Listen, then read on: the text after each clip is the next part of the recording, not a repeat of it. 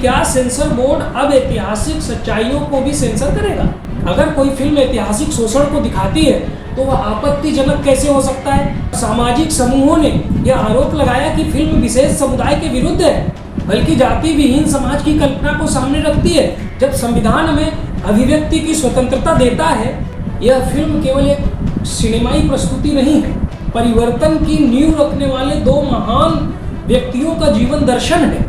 इस ऐतिहासिक फिल्म को सेंसरशिप, आपत्तियों और कानूनी विवादों में उलझाकर सेंसर किया जा रहा है। ब्राह्मणवाद, इन शब्दों को फिल्म से हटा देने या उन्हें परिवर्तित करने का सीबीएफसी ने निर्देश दिया। समाज सुधारकों पर बनी फिल्मों के लिए विशेष सेंसरशिप गाइडलाइन बनाई जानी चाहिए कि इस फिल्म को सभी राज्यों में टैक्स फ्री घोषित किया जाए। सभी सम्मानित मीडिया प्रतिनिधियों को मेरा नमस्कार। आज मैं यहाँ एक अत्यंत महत्वपूर्ण और गंभीर विषय को लेकर आपके समक्ष संवाद करने के लिए उपस्थित हुआ हूँ। आप सबको जैसे कि मालूम है कि इस समय फिल्म फूले पर सेंसर बोर्ड द्वारा की गई सेंसरशिप के कारण विवाद पैदा हो रहा है। मित्रों, यह विषय केवल एक फिल्म का नहीं है, बल्कि एक विचारधारा और एक ऐतिहासिक विरासत और समाज में दबे कुचले वर्गों की आवाज़ का है। मैं बात कर रहा हूँ फिल्म फूले की, जो कि महात्मा ज्योतिबा फूले और सावित्रीबाई फूले, जो कि प्रथम शिक्षिका रही हैं और सामाजिक कार्यकर्ता और अन्य रूप में उन्होंने काम किया, उन दोनों के जीवन और संघर्ष पर आधारित यह फिल्म है। यह फिल्म केवल एक सिनेमाई प्रस्तुति नहीं है, बल्कि भारत के सामाजिक परिवर्तन की नींव रखने वाले दो महान व्यक्तियों का जीवन दर्शन है। उनके विचार, उनके कार्य और उनका संघर्ष, ये सब आज भी प्रासंगिक है, जरूरी है। और मैं मानता हूँ कि वो सब बातें इस फिल्म के माध्यम से जनमानस तक पहुँचने चाहिए थे, लेकिन दुर्भाग्यवश इस ऐतिहासिक फिल्म को सेंसरशिप, आपत्तियों और कानूनी विवादों में उलझाकर सेंसर किया जा रहा है। इसको हम सेंसर बोर्ड की आपत्तियां कहें या सच्चाई से परहेज माने, सीबीएफसी, जिसे आप central board of film certification यानी सेंसर बोर्ड के नाम से जानते हैं, इसने फिल्म में प्रयुक्त कई शब्दों जो कि ऐतिहासिक दस्तावेजों पर आधारित थे, उन पर कट लगाए हैं। कुछ संवादों को आपत्तिजनक करार दिया है, जैसे मनु की जाति व्यवस्था एक शब्द फिल्म में कई बार प्रयुक्त हुआ। महर और मांग, जो उस समय की जातियां थी, ब्राह्मणवाद, इन शब्दों को फिल्म से हटा देने या उन्हें परिवर्तित करने का सीबीएफसी ने निर्देश दिया और आपत्तिजनक करार देकर कुछ संवादों को हटाने की बात कही। अब प्रश्न मैं उठाता हूं कि क्या सेंसर बोर्ड अब ऐतिहासिक सच्चाइयों को भी सेंसर करेगा? क्या समाज सुधारकों की पीड़ा, उनका संघर्ष, उनका विरोध अब भी कुछ वर्गों को असहज करता है? क्या केवल राजाओं और युद्धों पर बनी फिल्मों को ही खुली छूट दी जाएगी और समाज के नायकों की कहानियां छिपा ली जाएंगी? सेंसर बोर्ड से हमारा सवाल उठता है, क्या आप आखिर किससे डरते हैं? जब संविधान हमें अभिव्यक्ति की स्वतंत्रता देता है, जब बाबा साहब डॉक्टर अंबेडकर ने हमें विचारों की आज़ादी दी संविधान के माध्यम से, तो आखिर सीबीएफसी को अधिकार किसने दिया कि वह ऐतिहासिक सच्चाई को काट छांट कर प्रस्तुत करे?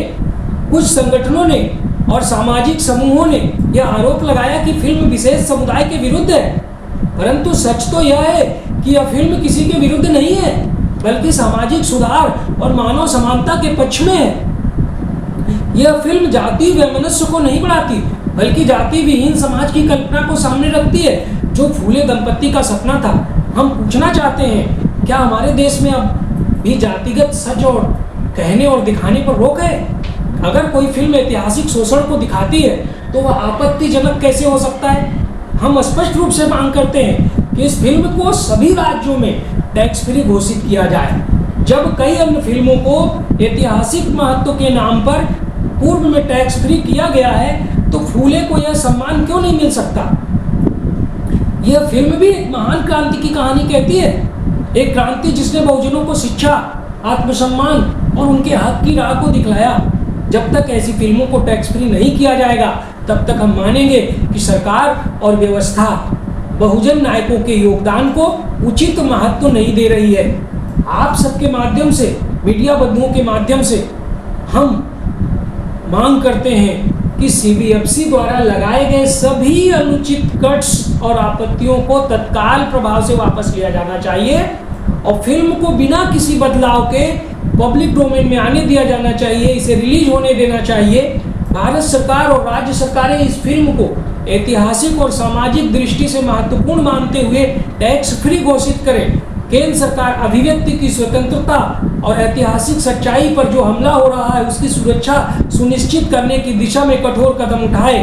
समाज सुधारकों पर बनी फिल्मों के लिए विशेष सेंसरशिप गाइडलाइन बनाई जानी चाहिए ताकि फ्यूचर में, इन कमिंग फ्यूचर, नियर भविष्य में ऐसी अड़चनें ना आने पाए।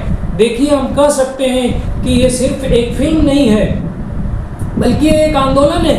महात्मा फूले और सावित्रीबाई फूले ने जो अलख जगाई थी वो आज भी जल रही है। ये फिल्म उसी मसाल को अगली पीढ़ी तक ले जाने का माध्यम है।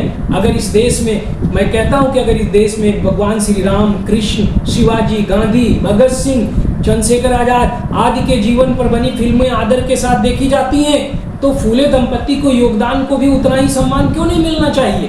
भारत सरकार सामाजिक सांस्कृतिक सेंसरशिप पर पुनर्विचार करे और फिल्मों की ऐतिहासिक सच्चाई के साथ छेड़छाड़ पर रोक लगाए। हम सबकी जिम्मेदारी है कि इस सच्चाई को दबाया ना जाए बल्कि उसे सामने लाकर आने वाली पीढ़ियों को बताया जाए कि परिवर्तन कैसे आता है। फूले सिर्फ नाम नहीं है, विचार हैं और हम विचारों को क्या रोक सकते हैं? विचारों को कतई रोका नहीं जा सकता। इसलिए हम मीडिया से, जनता से और हर विचारशील नागरिक से अनुरोध करते हैं कि आइए सच्चाई के पक्ष में खड़े हों, सेंसरशिप के खिलाफ आवाज उठाएं। ये सिर्फ एक फिल्म का मुद्दा नहीं है, ये हमारे विचारों की आज़ादी का मुद्दा है। धन्यवाद। जय फूले, जय संविधान, जय सावित्रीबाई।